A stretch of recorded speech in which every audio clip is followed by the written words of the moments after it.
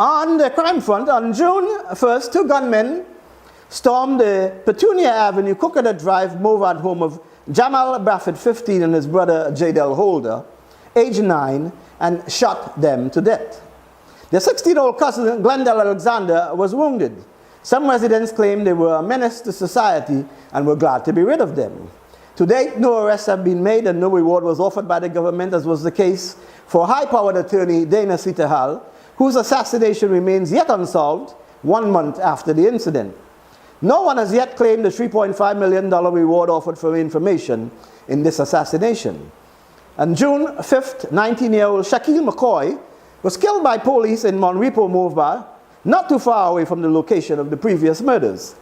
Police claimed they were fired upon. It was reported by police that McCoy, along with two other men, were on their way to shoot up the home of Michelle Holder, mother of the two boys in the previously reported story. However, residents who engaged in a fiery protest claimed that McCoy was killed on a job site while cutting steel. His elder brother, Dario McCoy, was shot dead in July 2006 when several men threw a Molotov cocktail into his Monrepo home and shot him as he ran outside.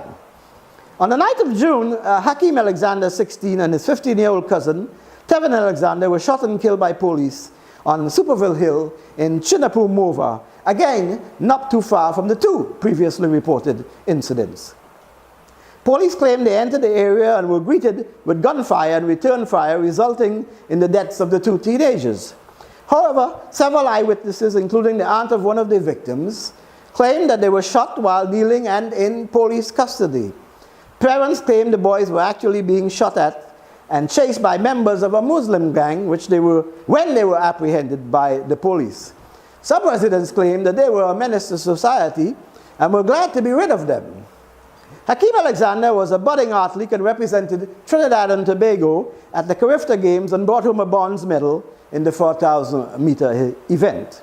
His cousin, Tevin Alexander, was described in glowing terms by fellow students of Belmont Secondary, which he attended. As reported in the Newsday, the students said, "In school, Tevin was a good person. He was respectful and never really fought with anyone else. He used to do his work. He was real bright and loved literature.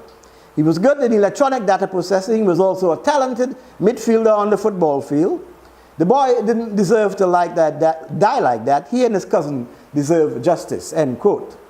To date, no one has reported that gunpowder residue was found in the hands of the victims, as is customary, and we will go to our graves never quite knowing the truth of the matter.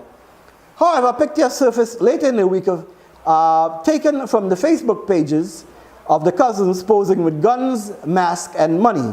It seems they were gangster for life, a very short life.